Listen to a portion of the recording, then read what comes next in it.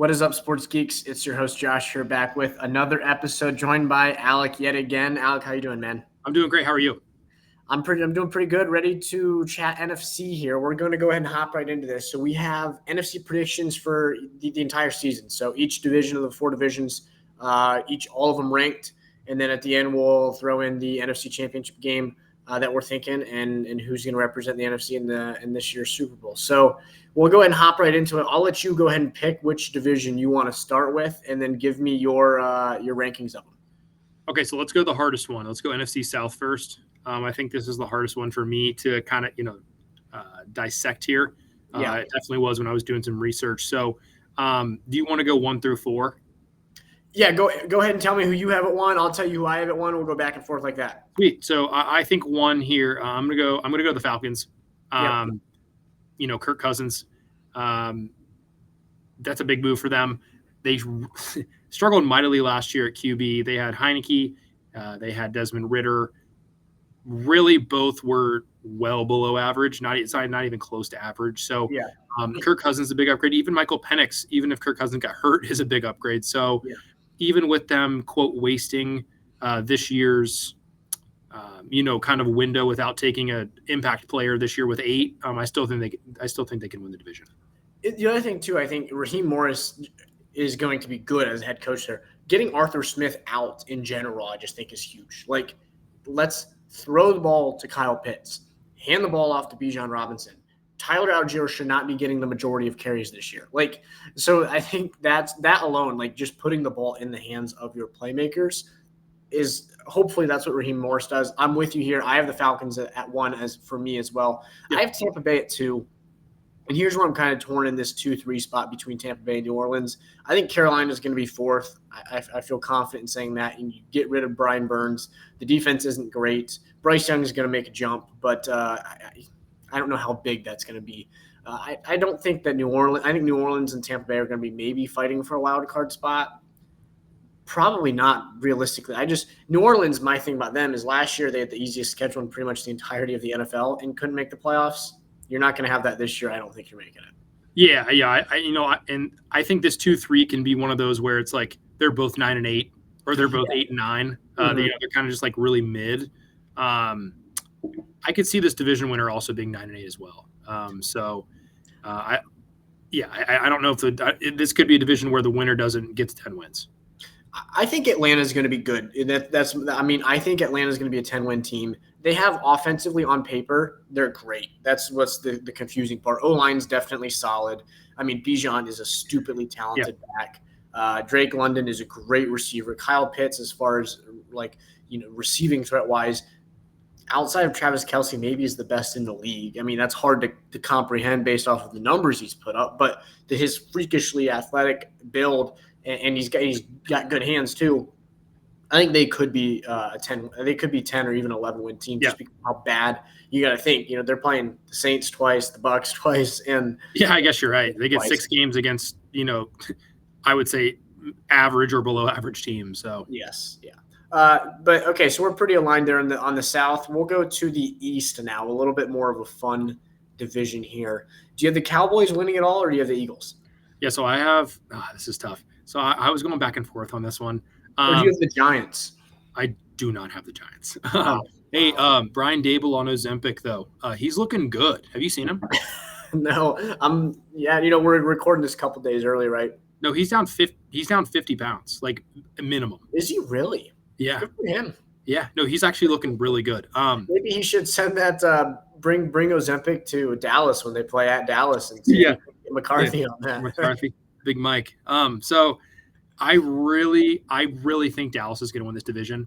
Mm-hmm. I know Philadelphia is loaded. I know that. Dallas has been so consistent over the last 2 years, and I know they lost some weapons. CeeDee Lamb is unbelievable. CeeDee Lamb is the best weapon in this division. That's including A.J. Brown, including Saquon Barkley. I just really like Dallas. I know Mike Zimmer's coming in instead of Dan Quinn. Mike Zimmer is a heck of a D coordinator. People kind of forget that. Mike Zimmer was the D coordinator in Cincinnati when they were making the playoffs with Andy Dalton, if that tells you anything. So, I like Dallas to finish 1. I don't know if you're going to agree with me, but I want to hear your reasoning for maybe not agreeing with me. I don't agree with you. I have Philly at 1, and the reason is because I just think they're more dynamic. I think with Dallas, if the second CeeDee Lamb pulls a hamstring, he's out for 3 weeks. I don't think they win a game for 3 weeks. Like your defense is very good. I get that. Philly's defense, I think, is really solid. They're decent, but Philly just has the ability to spread it out more. You have a really solid offensive line. I mean, you have a really good offensive line. Mm-hmm. You have one of the most talented running backs in the league, probably top 5 out of just pure talent, who's never ran behind even an okay offensive line. I think that's kind of the thing that stands out to me is he was running behind the Giants offensive line when it was like, if he's making it to the line of scrimmage without getting touched, that's a good run. Like, so you put him behind you actually being able to run through truck size holes like we've seen Philly open up for DeAndre Swift and Miles Sanders, right? I mean, we've seen what those two guys have done, Swift before Swift was before the Lions, so it's a little bit less apparent there. But with Miles Sanders, what he did the year after leaving the Eagles, like you can see just how much of an impact. Now you're taking somebody who was a stud before the offensive line, bringing them in. I just think they have more dynamic. They're a little bit more dynamic offensively, but at the same time, Dallas's defense could single-handedly win them the division. Yeah, I just think Dallas's defense is unbelievable. I mean, you get Diggs back with Bland. You still got Parsons up front. Mm-hmm. I think they could be really deadly, especially with a new scheme. So, I think it's going to be them 1-2 easy. Mm-hmm. I actually have the Giants finishing above the Commanders for 3. Okay, I'm flipped there as well. So I have the Commanders at 3. I just think that they have more things that I can look at and be hopeful for. With Daniels being like, I can trust McLaurin to be good, whereas the Giants, if Neighbors is good, which I think he's going to be a stud, I can't even guarantee he's going to get the ball. Yeah, I think Daniel Jones, what, 2 years? Well, it was 2 years ago. He had 15 touchdowns, but they won a playoff game, which is kind of crazy to think about. He only had 15 touchdown passes, but that offense that year really wasn't that bad. I mean, they upgrade at least ahead of Matt Breida, who would have been there, or an Eric Gray, and Tyrone Tracy. Devin Singletary was balling out at the end of last year in Houston. You can't replace Saquon, but at least they got somebody who has at least been an adequate NFL running back before. Yes. Neighbors is a stud. And, Darius Slayton is actually fully healthy. So I think he's like a decent wide receiver 3, but he's going to be their wide receiver 2 probably. But I really think that they could get to like 7 wins, and I think that would get them 3rd in this division. Yeah, I think my issue with them is that I don't see the 4 games against Philly and Dallas. I don't think they win any. Yeah. And I think at that point, it's just a battle of who's going to maybe pull out a win and who stays healthy, right? But I'm hopeful for Jaden Daniels. I think he's actually going to be like really good in the NFL. I think he's got the perfect like Lamar Jackson type of build of great arm strength while also having elite mobility. So I think that'll be, and he's actually going into a system where he's got some receiving weapons around him as well. So I think the Commanders will finish above the Giants, but I think neither one of them is going to even remotely push for a playoff spot. The NFC East will get 2 playoff teams in. Dallas and Philly will be in pretty much no matter what, in my opinion. Yep. No, I definitely agree with that. Yeah. So we'll head over to the NFC West here. I know we're flying through this, but that's all right. We'll head to the NFC West here. I'm curious to hear your thoughts here. Here, to me, 49ers at 1. I'm kind of expecting that.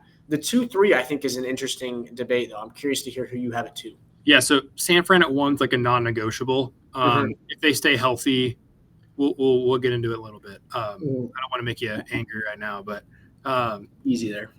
So I think I think San Fran's 1 non-negotiable. And I'm being even if McCaffrey doesn't play, and I know he will, like I still think they're number 1. Yeah. Well, their defense alone, I think, can. Yeah, I mean their defense alone with a new D coordinator plus Brock Purdy in that offense is, he might not be good in another offense, but in that offense he's insane. So you can say whatever you want about him, but no, yeah, I completely him in that offense is nuts. That's the only way to describe it. But So 2, I have the Rams. Okay. So my 2-3, Rams 2, Cardinals 3. The reason I say that, I really like what Gannon's doing in Arizona. I really do. But I really think they're a couple more players away, specifically on defense, from making a push. Like, I think Kyler is a very talented NFL quarterback. If he can stay healthy, he's great, not only for fantasy, but also, like from an actual NFL perspective. Marv's going to be unreal. Marv's going to be really good out of the gate, but Stafford, Kupp, Puka's actually going to be okay. Kyron, that offense is just so damn good. It's kind of just like a next level offense. So I just can't see the Rams not making the playoffs and getting at least 9-10 wins. Yeah, we have very different rankings here. I have the Seahawks at 2 here. Okay, gotcha. And I think it's because of the offensive weapons that they have. You have 3 very good receivers, and the JSN jump that I'm expecting this year is big. He is at Ohio State. We saw it. He was unguardable last year. We saw it in spurts. He was unguardable. I'm expecting him to have a big jump this year. You have the K9 and Charbonnet, which I think is a really good duo in the backfield. And your defense is decent, and I really like Mike McDonald. So I really, really like him. I think he's going to be a decent head coach. The thing that's holding me back for the Cardinals, like big time, is their defense is just atrocious. It's bad. And so to me, I think about like the Lions days where I'm watching like 7 years ago, like right, the 5 to 7 years ago, where it's like the Stafford days where you're in a game, your offense can keep you in a game, but in the final 2 minutes, you're going to lose the game. Yeah. You are like, your offense can only do so much. They scored a touchdown with a minute and a half left. That's too much time. And so I just think that's holding me back. Just a couple of key players on defense. I think they're 1 to 2 years away. Establish a really good player in this upcoming draft class on the defensive side of the ball. Go get somebody in free agency. Build out your corners a little bit. I think they're going to get torched. Yeah, on the passing game, but yeah, and the reason. So what I kind of like to do is like. Kind of maybe a rule of thumb for me, Geno Smith's easily the worst quarterback in the division, in my opinion. Yeah. So it's tough because I do think Seattle, this is a big year for Seattle because if Mike McDonald's actually a really good NFL head coach, they could win 10 games easily. Absolutely. His defense was unbelievable in Baltimore. But if you struggle on offense, if Geno Smith struggles and Sam Howell struggles, it could go off the rails quick. But I do like your Cardinals points as well. That defense is just god awful. Yeah, it absolutely is. The Rams too is just a little bit. It's question marks with me, right? There's just so many variables that I don't trust yet. And all the variables are unproved. Like Kyron, I get it. He's been great, but the sustainability of Rams running backs under Sean McVay has not been very solid. Right. Not even mention the fact 31, Stafford's 36. You know what I mean? Yep, and then Puka goes and puts up this unreal season, right? He was a 5th rounder? Yep. Out of a 5th round receiver, and it's like, oh my gosh, that's awesome. He's going to make this another great jump. He was a 5th round receiver, so at some point he's going to come down to earth. Is he an elite receiver? Absolutely could be, and this is the year that he proves it. Yep. But he hasn't yet, right? He had a great rookie campaign. You didn't know how to really defend him right? Now you have an entire offseason to build game film. You can prepare on how to defend Puka, and I just want to see it for one more season before I really trust it. And with Kyron Williams, if he touches the ball as much as he did last year every game, he won't make it to week 8. That just doesn't happen for running backs. And he's not big. He played every game last year is a miracle. Yeah, and he's not big. No, he's not. That's really concerning to me. I understand they have Blake Corum behind him. I don't think Blake Corum's good. He ran like a 4.6 at 40. He's not fast. He was in a system at Michigan where they had the best offensive line in the nation every year that he was there. I probably could have averaged 2 yards a game. Don't get ahead of yourself. But I could have done it for 3 carries until I got my bell rung and I was done. Yeah, exactly. I agree with you on the Puka thing where it's just, he's got to prove it. It's just the way the NFL works. If you get lower draft capital, you got to prove it. Somebody made a good point where it was like the 49ers wanted Trey Lance to be great. If Trey Lance was doing what Brock Purdy was doing, we would talk about Brock Purdy. If Brock Purdy was drafted, 2nd or 3rd overall, you'd be talking about him like, Joe Burrow or, something like that. But, it's kind of like the same thing like Jordan Love this year. We'll get into it, but He's got to prove it. I know he got paid, but he still has to prove it for more than 10 games. Yeah, absolutely agreed. But yeah, so I had Seahawks and I have Cardinals in fourth, and I have the Rams at third. I think two through four could fluctuate. One, I think we already hit that right on the head, and that's not moving at all. We'll head over to the NFC North now. Final division here. I'm not saying a word until your entire rankings are out. I'm just curious to hear it. So I could troll you here, but I'm not going to. I could get a reaction out of you, but it's not worth it because I want to be right. I'm expecting it so much that for you to come out and say Packers at 1 and Vikings at 2. No, no. So I'm going Lions at 1. Obviously, you guys have a top 3 roster in the NFL. I don't think that's really debatable. It's like the Niners. I mean, you could argue the Chiefs just because they draft so well in later rounds. But so I'm going to go Lions 1. I'm going to go Green Bay 2. Yep. This might surprise you. I'm going to go Chicago 3, Minnesota 4.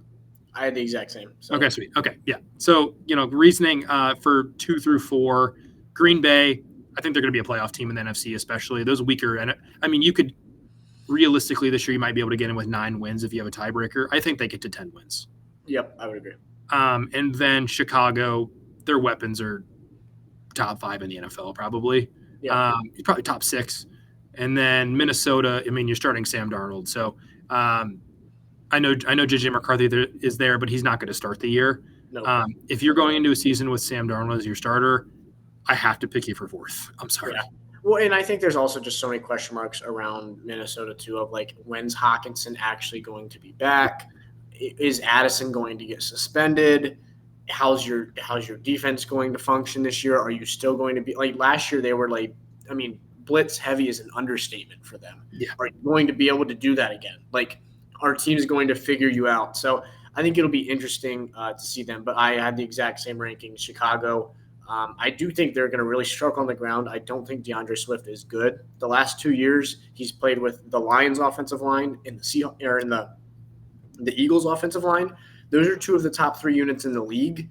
For him to go into Chicago's offensive line, which it's not bad. It's in that 15 to 20 range, I'd say. But, like, that's a big downgrade for you. Yeah.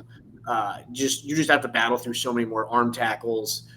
You're not running – your vision has to be better, which I think he's just going to struggle. But Caleb Williams, by all means, could come in and be a bust, and they could be the worst team in the division.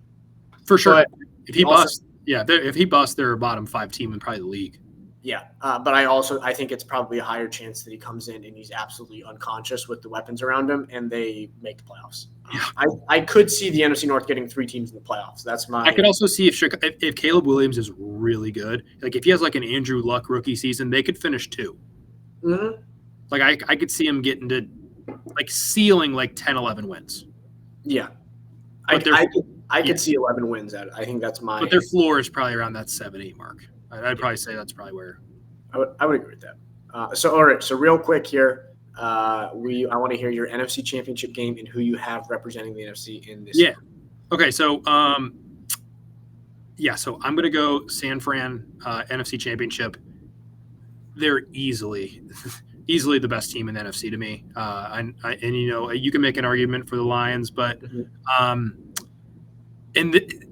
know I'm kind of drawing this out here, but the Lions, it just depends. Are they playing at home or are they not playing at home? If they're not playing at home, I'm not taking them to make the Super Bowl. But if they're playing at home, I think they have a great shot. So in this scenario, I'm going to say San Fran got the bye, the 1 seed. The home field advantage there. So I'm going to say San Fran over, a rematch of last year, San Fran over Detroit.